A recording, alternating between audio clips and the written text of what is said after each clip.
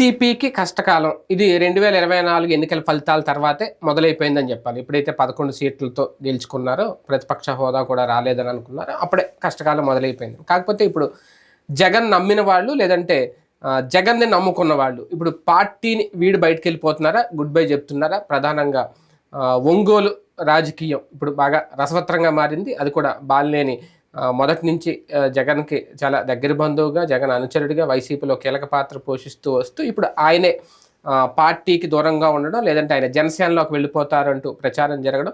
అక్కడ మొదటి నుంచి కూడా వైవి సుబ్బారెడ్డి గారికి ఆయనకి మధ్య వివాదం, కానీ మొన్న కూడా ఆయన వైవి సుబ్బారెడ్డి గారు కూడా ఆయన గురించి మాట్లాడడం. ఓవరాల్గా అసలు ఏం జరగబోతోంది, బాలినేని నిజంగా వైసీపీకి వదిలి బయటికి వెళ్ళిపోవాలని దాదాపుగా ఫిక్స్ అయిపోయారా? ఆయన మీద జరుగుతున్న ప్రచారం వెనక కారణం ఏంటి? ఇది అంశం మీద చర్చించే ప్రయత్నం చేద్దాం. సార్, ఎప్పుడు కూడా మొదటి నుంచి కూడా వైసీపీలో బాలినేని లాంటి వాళ్ళు అంటే కొంతమంది ఉన్నారు, ఒకళ్ళిద్దరు. ఈయన ఎప్పుడు ఒక స్పెషల్ అట్రాక్షన్గా నిలుస్తూ ఉంటారు కొంచెం వివాదాలకు. కానీ ఇప్పుడు టీడీపీలో చూడండి, గంటా శ్రీనివాసరావు గారి గురించి కూడా అప్పుడు కూడా అలాగే వచ్చింది. ఆయన వైసీపీకి వెళ్ళిపోతున్నారు చివరికి ఏముండదు మళ్ళీ అలాగే. కానీ బాలినేని మాత్రం అలా చూడలేం, కానీ కొంచెం డిఫరెంట్గా. అసలు ఏంటి, బాలినేనే వెక్స్ అవుతున్నారా, లేదంటే వేరే పార్టీలు ఆకర్షిస్తున్నాయి? ఎందుకంటే ఇప్పుడు పవన్ కళ్యాణ్ గారు కూడా 2-3 సందర్భాల్లో ఆయన పొగడ్డం, ఇప్పుడు ఫైనల్గా జనసేనకే వెళ్తారు అనేది ఒక ప్రచారం మాత్రం. ఎలా చూడాలి, అసలు ఏం జరుగుతుంది? బాలినేని డబుల్ గేమ్ ఆడుతున్నాడేమో అనిపిస్తుంది అందులో. వాస్తవంగా ఎలక్షన్స్ ముందు పార్టీని, ఆయనకి ఏంటంటే జిల్లా మీదన పార్టీ మొత్తం ఆయన చేతిలో ఉండాలి. చిన్న నిర్ణయం వేరే రాగానే వెంటనే అలిగేస్తాడు. అక్కడున్న పోలీసు అధికారులు ఏ నియోజకవర్గాల్లో ఎవరు ఉండాలో కూడా ఆయనే డిసైడ్ చేసేయాలి. ఆయన చెప్పిన వాళ్ళకి ఇవ్వాలి. అలా కాకుండా లోకల్ ఎమ్మెల్యే చెప్పాడని చెప్పినో, అప్పుడు ఫస్ట్ ఎవరో వైవి సుబ్బారెడ్డి చెప్పాడని చెప్పి ఏదో ఒక పోస్టింగ్ ఇచ్చారు, వెంటనే దానికి అలిగేసి నేను మానేస్తా అంటాడు. పోనీ జిల్లానే ఏమన్నా బాగు చేశాడా వైఎస్ఆర్ కాంగ్రెస్ పార్టీని అంటే, ఆ ప్రకాశం జిల్లా నుండి నియోజకవర్గం నుండి పోటీ చేసిన ఎమ్మెల్యే అభ్యర్థుల్ని అడిగితే, ఇన్ఛార్జీలుగా ఉన్న వాళ్ళని అడిగితే కళ్ళల్లో రక్తం గారుతుంది వాళ్ళకి. ఈయన చేసే హెరాస్మెంట్ పని చేయనీయుడు, తోడుండడు. ఎవడన్నా అక్కడ సెట్ చేసుకుంటున్నాడంటే ఈయన అందులో దూరిపోయి చెడగొడతాడు. ఎవ్వరికి ఈయన వల్ల ప్రయోజనం లేదు, కానీ ఈయన మాత్రం అందరి వల్ల ప్రయోజనం పొందుతాడు.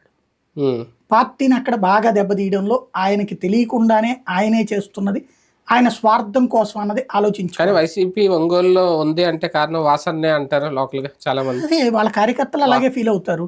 కానీ అదే వైఎస్ఆర్ కాంగ్రెస్ పార్టీ వాళ్ళు మరి దారుణంగా పోవడానికి అదే వాసన కారణం అవుతారా? ఒప్పుకుంటారా దానికి? ఎందుకు అంటే ఫర్ ఎగ్జాంపుల్ చీరాల ఉంది, ఆమంచి కృష్ణమోహన్ ఉన్నాడు. నువ్వేం చేయాలి? ఆమంచికి సపోర్ట్ గా నిలబడి గెలిపించాలి.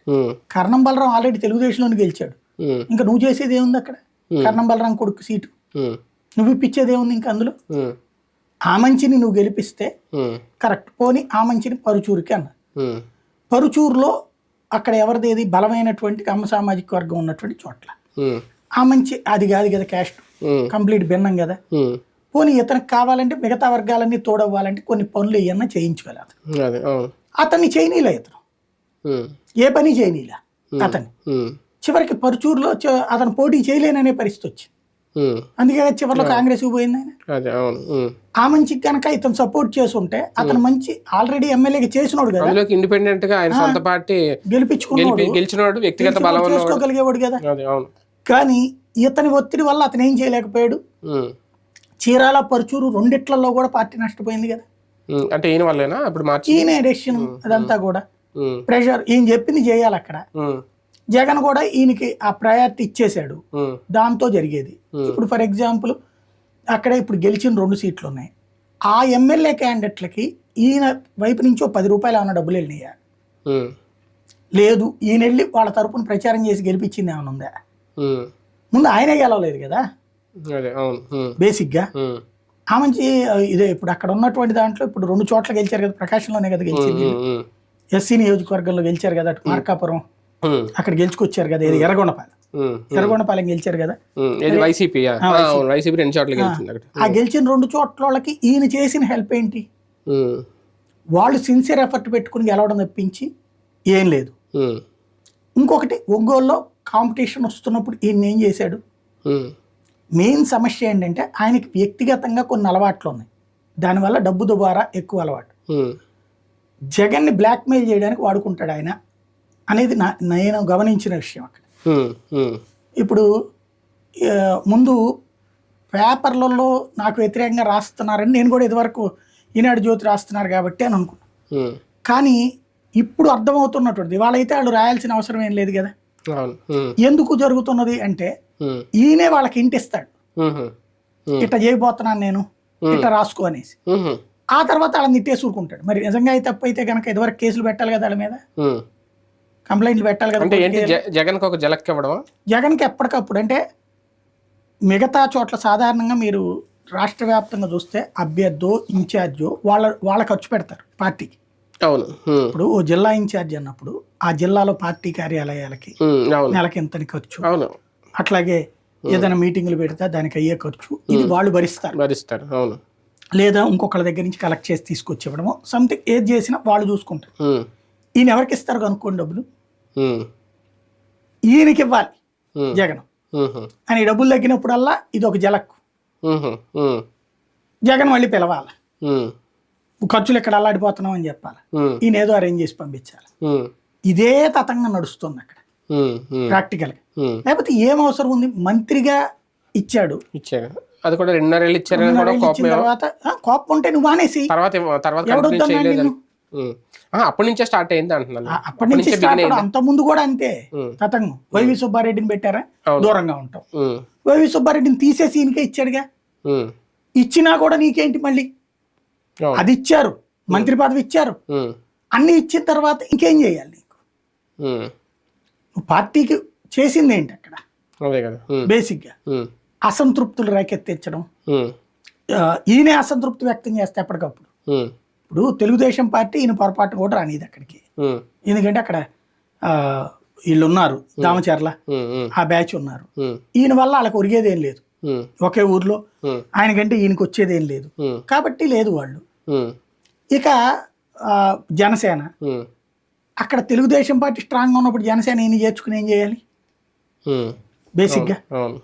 అక్కడ వాళ్ళేమి ఈయనేం పిలవట్ల, ఈయన వెళ్తానని అడిగితే ఏమన్నా ఆలోచించాలేమో ప్రస్తుతం. అంటే వెళ్తే చేర్చుకుంటది జనసేన, చూడాలి కదా. అట్లా కూడా చేర్చుకోవట్లేదు, ఎవరిని పడితే వాళ్ళని చేర్చుకోవట్లేదు పవన్ కళ్యాణ్. అట్లయితే చాలా మంది వైసీపీ వాళ్ళు పోయి ఉండేవాడు జనసేనలో. అంటే కొంచెం పాజిటివ్ గా ఉంటారు. తర్వాత మళ్ళీ గొడవ కూడా అయిందిగా దీని మీద, డైరెక్ట్ గా అదేది గంజాయి అని డ్రగ్స్ అని ఆరోపణ చేశారు కదా అప్పుడు. కాబట్టి అప్పుడు ఈయన విమర్శించాడు కదా. ఈయన ఏంటంటే పవన్ కళ్యాణ్ తోనూ పాజిటివ్ గా ఉండేటట్టు ఫీలర్ ఇస్తుంటాడు, ఇటు పక్కన జగన్ కి ఎప్పటికప్పుడు జలక్లు ఇస్తుంటాడు. వైఎస్ఆర్ కాంగ్రెస్ పార్టీకి అతిపెద్దదైనటువంటి నష్టం చేస్తూ వచ్చింది ఈ గత 5 ఏళ్లలో కూడా, అధికారంలో ఉన్న 5 ఏళ్లలో కూడా. ప్రకాశం జిల్లాలో ఆ పార్టీ నాశనానికి కారణమైన వాళ్ళల్లో ప్రథముడు ఈయనే అవుతాడు. ఆయన వల్ల గెలవలేదు ప్రకాశం జిల్లాలో, జగన్ ఊపులో గెలిచింది. కానీ ఒంగోలు రాజకీయం వరకు వైసీపీకి బాలినేని మించిన వ్యక్తి, బాలినేనికి దీటైన వ్యక్తి వైసీపీకి దొరుకుతారని. ఎందుకంటే ఆయన కొన్న బలం. ఆ మధ్యన ఆయన ఏం పేరు సుబ్బారావు గుప్తా మీద దాడి జరిగిన, అంటే ఓకే ఆయన వ్యతిరేకించాడు, వెంటనే వెళ్ళి దాడి చేశారు మాట, అప్పుడు కూడా బాగా హైలైట్ అయింది. రెండో పాయింట్ ఏంటి అంటే రెడ్డి సామాజిక వర్గం క్రమక్రమంగా దూరం అవుతుంది అనడానికి కూడా బాలినేని నుంచి ఒక సంకేతం అవుతుంది వైసీపీ. రెడ్డి సామాజిక వర్గం దూరం అనేది జరగబట్టినే మొన్నటిసారి ఓటం పాలైంది. అందుకని ఇప్పుడు బాలినేని ఏం వదులుకోవట్లేదు ఈయన. మరి బాలినేనికి ఇచ్చాడు కదా, మరి రెడ్డి సామాజిక వర్గం ఎందుకు ఓన్ చేసుకోలేదు ఆయన్ని, ఎందుకు ఓడిపోయాడు? అంటే ఇప్పుడు జగన్ మీద యాంటీ రెడ్డి సామాజిక వర్గంలో పెరుగుతోందా అనడానికి ఇది ఒకటి కాదు. దానికి దీనికి సంబంధం లేదు, అది అప్పుడుది కదా, ఆల్రెడీ పెరిగిపోయింది, ఇంకా అది ఇంకే ఉంటది దాంట్లో. ఇప్పుడు బాలినేని వెళ్ళిపోతే కొత్తగా పోయేది ఏం లేదు కదా, వెళ్ళిపోయినటువంటి దాంట్లో. ప్రాక్టికల్గా ఏంటంటే బాలినేని స్వార్థం ఇక్కడ జగన్కి దేంట్లోనైనా టెంపర్గా నిర్ణయం తీసుకుంటాడు, ఉంటే ఉండి పోతే పోని. ఒక్క బాలినేని విషయంలోనే ఇన్నిసార్లు అతను మాట్లాడింది. నేను చూసింది ఇద్దరు, కోటరెడ్డి విషయంలో 2-3 సార్లు మాట్లాడింది. సరే అతనికి నచ్చలేదు, వెళ్ళిపోయాడు. బాలినేని నచ్చకపోతే వెళ్ళిపోవచ్చు కదా, కానీ ఎందుకు అంత సాగదీస్తాడు? ప్రతి వారం, ప్రతి నెలకో 2 నెలకోసారి అందరూ మర్చిపోయినప్పుడు ఇందులో 2 కోణాలు ఉంటాయి. ఒకటి అక్కడ చెప్పేటటువంటిది ఈ మనీ ఫ్యాక్టర్స్ ఉన్నాయి, తన డిమాండ్లని తీర్చుకోవడం. రెండవది ఏంటయ్యా అంటే తెలుగుదేశం కూటమి వాళ్ళని తన జోలికి రానియకుండా చూసుకోవడం. ఆయనే అక్కడ ఎర్త్ పెడుతున్నాడు వైసీపీకి, మనం ఎందుకులే సైలెంట్గా ఉంటే పోతుంది అనేటటువంటి రూట్ రెండోది. మూడవది ఏంటయ్యా అంటే తనకి ఎట్టించి ఆఫర్ వస్తుంది అని వెతుకుతున్నాడా? ఉమ్, ఇప్పుడు ఒంగోలులో బాలినేనికి మంచి పేరుంది. అవును. మొన్న ఆయన ఏం చెప్పాడు, ఒంగోలు నేను 5 పైసలు కలెక్ట్ చేసి ఉంటే చూపెట్టండి అన్నాడు. ఉమ్, పవన్ కళ్యాణ్ వీళ్ళు ఏం చెప్పారు, జిల్లా అంతా నువ్వు వసూలు చేస్తున్నావు అన్నాడు. ఉమ్, అంటే జిల్లా అంతా వసూలు చేసి ఒంగోలు ఒక్క చోట చేయలేదన్నే కదా అదే, ఉమ్, అక్కడ లెక్క. ఉమ్, ప్రతి మైనింగ్ ఆయనకి వాటా వెళ్లాల్సిందే, ఉమ్, ఉమ్, ప్రతి ఇసుకది ఆయనకి వాటా వెళ్లాల్సిందే. ఉమ్, అన్ని తీసుకుని ఇంకోటి అసాంఘిక శక్తుల్ని పెంచి పోషించుకున్నాడు. ఉమ్, అవన్నీ వెక్స్ అవ్వబట్టినే కదా. ఉమ్, ఉమ్, ఇప్పుడు దామచర్ల వాళ్ళకి ఇట్లాంటి పేరు లేదు. ఉమ్, ఉమ్, దామచర్ల జనార్దన్ గాని అంతకుముందు వాళ్ళ నాన్నకు గాని ఉమ్, రౌడీజాన్ని ప్రోత్సహించే పేరు లేదు. ఉమ్, రౌడీజాన్ని పక్కన పెడతారన్న ఉద్దేశంతోనే వాళ్ళని ఎందుకుంది. ఉమ్, ఉమ్, మధ్యలో ఛాన్స్ వచ్చింది ఈయనకి, ఉమ్, ఈయన సద్వినియోగం చేసుకోవాలి కదా. ఉమ్, ఇప్పుడు సుబ్బారావు గుప్తాని కొట్టినటువంటి ఆ వ్యక్తి డిప్యూటీ సీఏ మేయరు ఉమ్, అక్కడ. అవును. ఉమ్, అట్లాంటి వ్యక్తుల్ని ఎలాగ ఎంకరేజ్ చేస్తున్నాడు ఈయన? ఉమ్, ఉమ్, అసాంఘిక శక్తులను తన పక్కన పెట్టుకు తిరుగుతా వ్యాపారస్తులను డబ్బులు వసూలు చేస్తుంటే ఉమ్, చూస్తా కూర్చుని ఉమ్, ఎవరి దగ్గర ఒకటి చూపెట్టండి అంటే అందరూ పేపర్లు టీవీలో వేశారు కదా ఉమ్, ఉమ్. మరి ఇంకేం జరిగినట్టు? ఒంగోలులో బాలినేనికి ప్రధాన సమస్య వైవి సుబ్బారెడ్డి నుంచి మొదలైందా, జగనే ఇప్పుడు ఆయనకి నచ్చట్లేదా? అంటే ఆయన ఇస్తున్న సంకేతం జగన్ని బెదిరించాలన్న. వైవి సుబ్బారెడ్డిని పక్కన పెట్టి ఆయన రాజ్యసభకు పంపించేసి ఏనాడో సైడ్ చేసేసాడు జగన్మోహన్ రెడ్డి. ఉమ్, అంత ఛాన్స్ అంటే సొంత మేనమామని పక్కన పెట్టి ఇచ్చినప్పుడు ఉమ్. ఆ గౌరవం కాపాడుకోవాల్సిన బాధ్యత అయింది. అంటే వీళ్ళిద్దరికీ అప్పట్లో గొడవలు జరిగినప్పుడు కూడా సర్దుబాటు చేసే విషయంలో జగన్ పెద్దగా పట్టించుకోలేదని ఎన్నికల ముందు కూడా ఒక ప్రచారం అయితే జరిగింది ఆ టైంలో, ఈసారి బాలినేని పక్కన పెట్టి వైవి సుబ్బారెడ్డికి సీట్ ఇస్తారనే ప్రచారం అయితే జరిగింది అప్పట్లో. నేను అనేది ఆ నాటకాలన్నీ ఈయనే ఫిక్స్ చేపిస్తాడు, ఈయనే రాయించుకుంటాడు. ఉమ్, వైవి సుబ్బారెడ్డి గురించి నెగిటివ్ రాయించిన ఉమ్, అవన్నీ ఈయనే రాయించుకుంటాడు. అక్కడ మీడియా ఒంగోలులో బాలినేనిని కాదని బాలినేని మీద ఒంటికాలతో లేచే మీడియా ఏం లేదు అక్కడ. అదే, అవును. ఉమ్, ఇతని డామినేషన్ అక్కడ ఉంది. ఉమ్, ఉమ్. ఏ పార్టీ అధికారంలో ఉన్నా సరే ఇతని మీద ఈయనది అడ్డగోలు upper hand. వార్తలు రాయడు. అదే అదే, ఇంది అప్పర్ హ్యాండ్ అవుతుంది. పార్టీ పరంగా నెగిటివ్ గా రాయించాం కానీ ఈయన మీద నెగిటివ్ గా రాసేవాళ్ళు తక్కువ అక్కడ. ఉమ్, దాంట్లో ఎక్కువగా అంటే సరే మా హైదరాబాద్ నుంచి రాసి పెట్టడం అది వేరు, ఉమ్, లోకల్ రిపోర్టర్ల వైపు నుండి ఆ సపోర్టే ఉంటుంది. ఉమ్, నేను విన్నదైతే ఈ పాయింట్ జరిగిందట, ఉమ్, ఏది వైసీపీ మీదన ఇట్లాగ నేను ఇట్లా చేయబోతున్నాను 3-4 పేపర్ల జర్నలిస్టులకి చెప్పి ఈయనే వాట్సాప్ గ్రూపుల్లో హైలైట్ చేయించు. అంటే రాజీనామా చేయబోతున్నానన్నా లేదంటే రాజీనామా చేస్తానని బెదిరి ఆల్రెడీ ఈ మాట అన్నాడు, ఈవీఎంల గురించి ఈ మాట అన్నాడు, జగన్ ఇట్లా నియంత అన్నాడు. ఉమ్, ఇవన్నీ కూడా ఈయన చెప్పి రాయించుకుని ఆ తర్వాత నబ్బెబ్బే అప్పుడు జగన్ పిలిపించాడు. ఉమ్, అంటే జగన్ పిలవనప్పుడు ఇట్లా రాయించుకుంటాడే మరి, ఉమ్, ఉమ్, లేకపోతే ఉమ్, ఈయన పక్కన పెట్టి ఏమైనా మీటింగ్ జరుపుతున్నారేమో, ఏమో. ఇది దీంతో జరిగిందేమో తెలియదు ఉమ్, ఉమ్, బేసిక్ గా. ఉమ్, ఇంకోటి ఈ జ్యోతి వాళ్ళు రాసింది ఏంటి, చెవిరెడ్డి భాస్కర్ రెడ్డిని అధ్యక్షుడు పెడతారని నేను ఊరుకోను అన్నాడు. ఉమ్, పో నువ్వు తీసుకో ఈ అధ్యక్షుడు అంటే ఊరుకోను అన్నాడు, వద్దు అన్నాడు. ఉమ్. మరి ఇంకేం చేయాలి? అంటే జగన్ నిర్ణయాలు నచ్చట్లేదా బాలినేనికి? ఇంకా నిజంగా గుడ్ బై చెప్పాలని అనుకుంటున్నారా? అది ఆయనే చెప్పాలి. ఈ ప్రచారం బట్టి చూస్తే ఇప్పుడు బేసిక్ గా ఆయన అయితే మాత్రం నెల ఓ 10 కోట్ల రూపాయలు డబ్బులు ఇచ్చి బాలినేనికి ఉమ్, మొత్తం నడిపించాయి అంటే ఏమన్నా నడిపిస్తాడేమో. ఉమ్, అలా కాకుండా నువ్వు ఖర్చు పెట్టుకుని నడిపించమని నడిపించే రకం కాదు. ఉమ్, ఉమ్, ఇంకోటి పార్టీకి సంబంధించి కార్యకర్తలను కాపాడుకోవడం అది ఆయనకి తెలియదు అన్న సంగతి. మొన్న ఈ మధ్య దాడులు జరిగినప్పుడు, అరెస్టులు జరిగినప్పుడు ఉమ్, అంతా అయిపోయిన తర్వాత వచ్చి స్టేట్మెంట్ ఇచ్చాడు. పోనీ ఆ తర్వాత ఏ న్యాయ పోరాటం చేశాడు ఈయన? ఉమ్, అవును. ఉమ్, లేదు కదా. ఉమ్. కాబట్టి హడావిడి ఎక్కువ ఉంది, విషయం తక్కువ ఉంది. కానీ నిజంగా బాలినేని గుడ్ బై చెప్పేసి వైసీపీకి బయటకు వెళ్ళిపోయి ఓకే జనసేనలో చేరినా ఇంకో చోట చేరినా ఎందులో అయితే చేరకుండా అయితే ఆయన ఖాళీగా ఉన్నాడు రాజకీయ నాయకుడు కాబట్టి, వైసీపీకి ఏమైనా నష్టమా లేదంటే వైసీపీ సీనియర్లు ఇంకా ఈయన బాలినేని లాంటి వాళ్ళే వెళ్ళిపోయారు కాబట్టి ఇంకా దూరం అవుతారా వైసీపీకి? ఆ థ్రెట్ ఏమైనా వైసీపీకి ఉందా చూడొచ్చా? డిప్యూటీ సీఎం అయినటువంటి ఆళ్ళ నాని వెళ్ళిపోయాడు, ఏమైంది? తెలుగుదేశం పార్టీ వాళ్ళు క్రిందటిసారి వెళ్ళారు, ఏమైంది?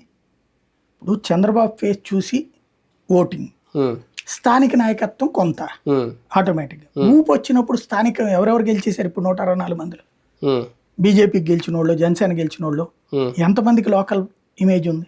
ఉమ్, ఉమ్, ఆంధ్రప్రదేశ్ రాజకీయం వేవ్ పాలిటిక్స్. అంతే. ఉమ్, జగన్ ఫేస్ చూసి ఒకసారి, బాబు ఫేస్ చూసి ఒకసారి, అంతే. ఉమ్. కూటమి ఫేస్ చూసి ఒకసారి. ఇంక ఈ నాయకులతో ఈ లీడర్లతో ఎమ్మెల్యేలతో ఏం సంబంధం ఇవన్నీ లేదు. లోకల్ గా ఉన్నటువంటి వాళ్ళు దాన్ని పోల్ మేనేజ్మెంట్ చేసుకుంటే సరిపోతుంది. ఉమ్, ఇప్పుడు ఈయన కాదనుకోండి, ఇంకొకటి పోల్ మేనేజ్మెంట్ తెలిసినోడు ఉంటాడు. ఉమ్, ఈయన ఒక రకంగా ఎసెట్, అవును. ఉమ్, కానీ ఒక రకంగా ఆయనే పెద్ద డిఫాల్ట్. అదే కదా రెండు. నిన్న ఎవరో అన్నారట అక్కడ కార్యకర్త, ఉమ్, సార్ ఆయన వెళ్తే వెళ్ళిపోమనండి సార్ జగన్ దగ్గర, వెళ్తే వెళ్ళిపోమనండి సార్, పద్దాక ఈ తతంగం ఎందుకు మాకు అవును అదే కదా అని చెప్పి డైరెక్ట్ గా అన్నారట. ఆ స్టేజ్కి ఆయనే తెచ్చుకున్నాడు. జగన్ కూడా లైట్ తీసుకుంటున్నారా అంతే ఇలాంటి కదా, బాలినేని లాంటి వాళ్ళు ఉంటే ఎంత లేదా లేకపోతే ఎంత అన్నట్టే ఉన్నారు. అంతే కదా. అయితే చూద్దాం బాలినేని రాజకీయం ఎంతవరకు వెళ్తుంది. నిజంగా ఆయన గుడ్ బై చెప్పి జనసేనకు వెళ్ళబోతున్నారని ప్రచారం అయితే జోరుగా సాగుతుంది. మరి నిజంగా జనసేనలో జాయిన్ అవుతారా, అదే కనుక జరిగితే వైసీపీకి నష్టమా లాభమో, తదుపరి రాజకీయాలు ఎలా ఉంటాయి వెచ్చుద్దాం.